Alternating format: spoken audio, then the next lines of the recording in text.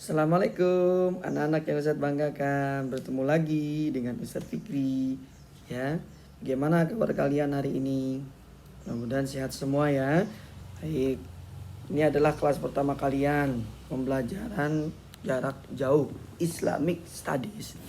Mudah-mudahan ya nak ya, kita berdoa kepada Allah Subhanahu wa taala dengan ujian ini kita bisa sabar menghadapinya, dan tentunya kita memohon sekali kepada Allah mudah-mudahan ya ujian ini dapat kita lalui dengan segera. Jangan lama-lama. Kalau perlu ya sampai 2 pekan saja. Setelah itu kita aktif kegiatan belajar normal seperti biasa. Ya, karena kasihan di luar sana banyak orang-orang yang bekerja perekonomiannya jadi berkurang masukannya dan lain sebagainya. Maka kasihan, ini ujian harus kita bersabar. Jangan kita doanya malah ya Allah mudah-mudahan lamain ya Allah pembelajaran jarak jauhnya ya Allah, lockdown ya Allah, jangan ya, itu jangan. Justru sebaliknya mudah-mudahan Indonesia dan kaum muslimin secara umum mudah-mudahan diberikan kekuatan dan segera kembali normal. Doa ini pun ada, doa ini pun dari Imam Masjidil Haram, dari Imam Masjid Al-Aqsa Palestina, semua mendoakan kita yang sama biar negeri Indonesia kembali seperti normal ada kalanya. Ya baik, anak-anak yang Ustadz banggakan, hari ini kita akan belajar materi tentang sholat sunnah mayit, sholat sunnah jenazah. Jadi kalau ada saudara kita sesama muslim nih, ada yang meninggal dunia, apa yang harus kita lakukan? Di antaranya kita diwajibkan untuk mensolatinya. Seperti apa materi yang akan kita bahas tentang sholat jenazah ini atau sholat mayit? Kita akan lakukan screen recording. Kalian tolong perhatikan baik-baik ya. Baik, ini adalah materi tentang sholat jenazah. Materi tentang sholat jenazah ya, tolong perhatikan baik-baik. Yang pertama, sholat jenazah ini jumlahnya 4 takbir. Sholat jenazah ini jumlahnya 4 takbir. Ya, hanya saja yang tidak ada ruku, tidak ada sujud. Ini yang pertama. Salat jenazah jumlahnya 4 takbir. Tidak ada ruku, tidak ada sujud, ya tidak ada tahiyat akhir. Jadi Allahu Akbar, Allahu Akbar, Allahu Akbar ya. Sampai 4 kali. Bagaimana tata caranya? Perhatikan. Ini tata caranya ya. Perhatikan dan catat. 1. Berniat di dalam hati. Saya niat sholat jenazah 4 takbir karena Allah Subhanahu wa ta'ala. Allahu Akbar. Kemudian membaca surat Al-Fatihah. Ini yang kedua berarti ya. Pertama niat. Yang kedua takbiratul ihram, Allahu Akbar. Yang ketiga membaca surat Al-Fatihah. Bismillahirrahmanirrahim. Alhamdulillahirabbil alamin. Arrahmanirrahim. Maliki yaumiddin. Iyyaka na'budu wa iyyaka nasta'in. Ihdinas siratal mustaqim. Siratal ladzina an'amta 'alaihim ghairil maghdubi 'alaihim waladdallin. Amin. Selesai yang ketiga baca Al-Fatihah. Yang keempat apa lagi Ustadz? Takbir lagi. Allahu Akbar. Kemudian dilanjutkan membaca selawat kepada Nabi dan keluarga Nabi.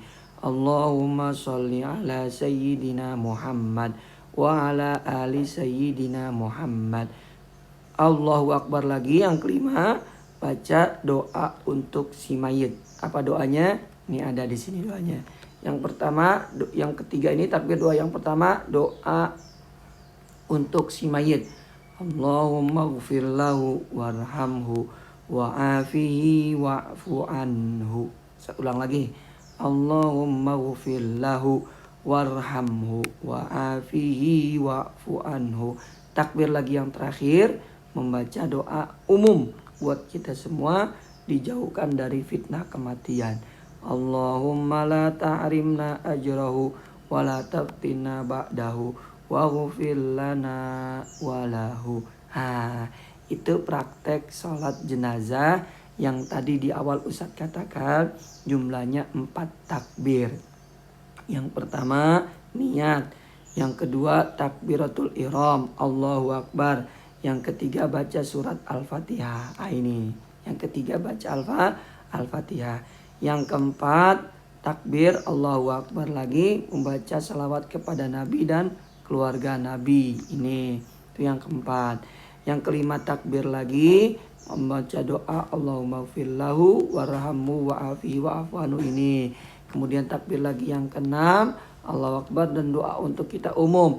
Allahumma la ta'rimna ajrahu wa la taftinna ba'dahu waghfir lana walahu. Terakhir salam. Salam ke kanan dan salam ke kiri.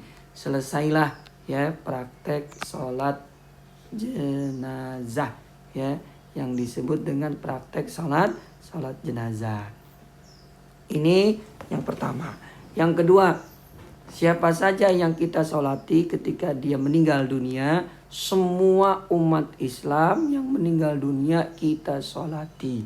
Hukumnya wajib kifayah. Jika ada satu lingkungan, apa maksudnya wajib kifayah? Jika ada satu lingkungan atau satu tempat atau satu komplek, ada yang meninggal di sana seorang muslim dan tidak ada yang menyolatinya, maka semuanya berdosa. Itu namanya wajib kifayah. Karena hukumnya wajib kifayah, kalau enggak dikerjain semuanya berdosa. Tapi kalau ada satu saja yang menyolati jenazah tersebut, entah itu keluarganya, maka semuanya gugur ya. Hilang kewajiban buat yang lainnya. Itu maksud dari wajib kifayah. Semua umat Islam ya wajib untuk disolati. Siapa saja yang nggak perlu disolati ya, ada dua. Yang pertama anak kecil yang belum balik. Ini nggak perlu disolati. Anak kecil yang belum balik. Tapi boleh nggak disolatin? Boleh. Hukumnya tidak wajib, namun sifatnya boleh. Kenapa Pak Ustadz? Kok anak kecil yang belum balik nggak disolatin? Karena anak kecil tidak ada dosanya. Ya, belum ada dosanya. Maka tidak perlu disolati, tidak apa-apa.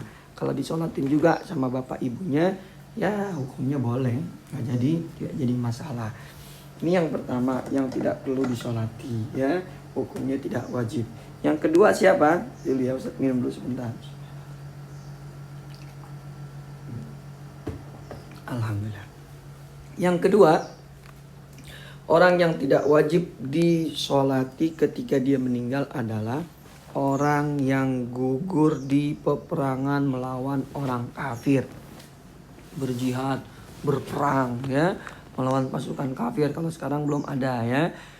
Kemudian meninggal dunia, itu nggak perlu disolati mereka.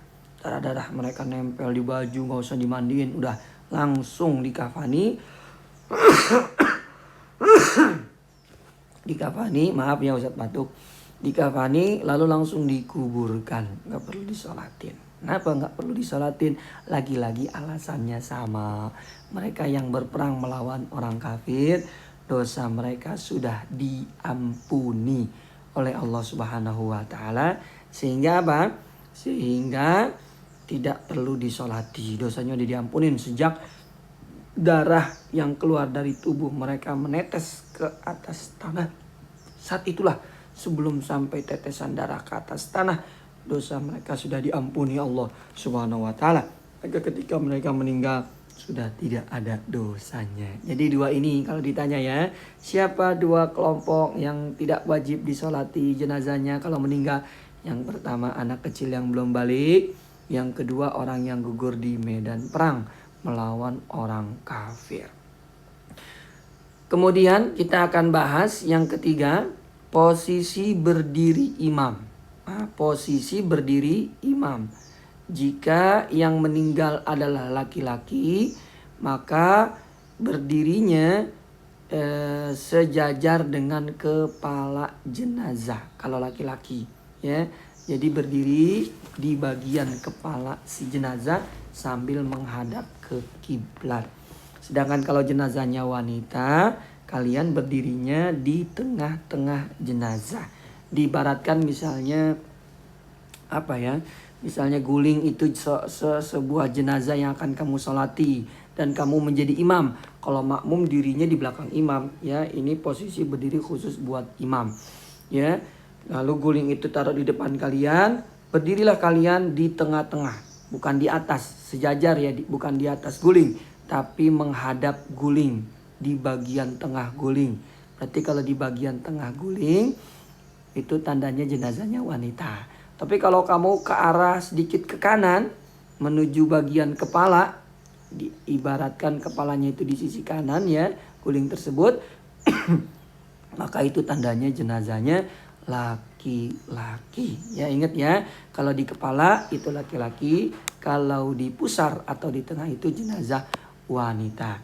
Yang terakhir, bagi jamaah yang masbuk maka menambahkan jumlah takbir yang tertinggal setelah imam salam. Nah, ini yang terakhir. Ya, jadi kalau kalian tertinggal, wah imamnya sudah takbir ketiga, ikut saja langsung, nggak apa-apa. Baca takbir yang pertama tadi Al-Fatihah, takbir yang kedua selawat kepada Nabi dan keluarga Nabi. Nanti ketika imamnya salam, kamu jangan ikut salam, kamu tambahin salam yang kedua. Salam ketika imam salam kan kamu kurang 2 takbir, maka tambahin takbir yang ketiga, doa kepada si mayit. Yang keempat, doa untuk kaum muslimin secara umum. Nah, nanti kita akan buat tugas ya, video praktek sholat jenazah beserta bacaannya, kalian harus menghafal. Sampai di sini pembahasannya kita cukupkan ya, kita lanjutkan dengan Zoom untuk tanya jawab.